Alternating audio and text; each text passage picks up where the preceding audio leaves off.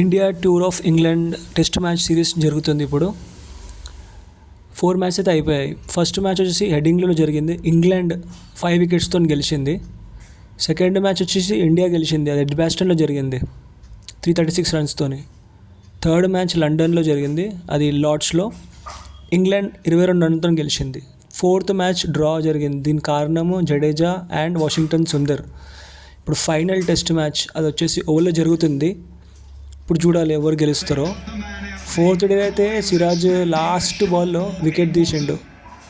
So అదొక really stunner అనిపించింది. 50 for 1 last బాల్లో wicket తీయడం జరిగింది.